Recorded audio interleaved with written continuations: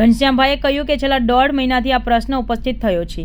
મેયરથી લઈને શાસક અને વિપક્ષને પણ રજૂઆત કરવામાં આવી છે, છતાં કોઈ નિરાકરણ આવ્યું નથી। બાજુમાં ટ્યુશન ક્લાસ આવેલો છે, સાથે જ ઝાડા ઉલટી જેવા પ્રાણીજન્ય રોગો વકરી રહ્યા છે, તેમ છતાં કોઈ જ નિરાકરણ કરવામાં આવતું નથી। દિલીપભાઈ સાંઘાણીએ કહ્યું કે રજૂઆત કરી છે એટલે અધિકારીઓ રોજ સવારે આંટો મારવા આવે છે, તેમ છતાં સવારના 9 વાગ્યાથી 11 વાગ્યા સુધી ગટરના પાણી ઉભરાઈ રહ્યા છે। અધિકારીઓ પાલિકામાં આવે છે, સાથે જ ફોટા પાડે છે, પરંતુ નિરાકરણ લાવવાના કોઈ પ્રયત્ન થતા નથી, જેથી લોકોને તકલીફનો સામનો કરવો પડી રહ્યો છે।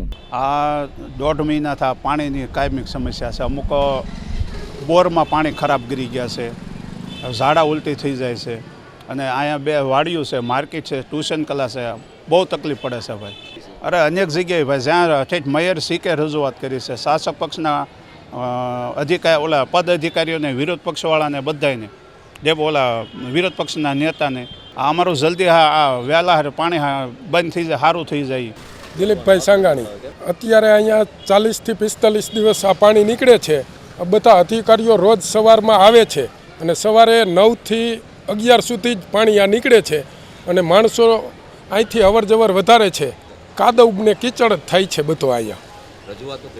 રજૂઆતો તો બધાને રજૂઆત કરી છે, રોજ અધિકારીઓ આવે છે, ફોટા પાડે છે અને આશ્વાસન આપે છે, પણ આનું કાંઈ નિરાકરણ થતું નથી। પ્રશ્ન છેલ્લા 1.5 મહિનાથી આ લક્ષ્મણનગર કે જે સૌથી વધારે આ વિસ્તારનો લોકોની અવર જવર કરતો હોય તો આ વિસ્તાર છે।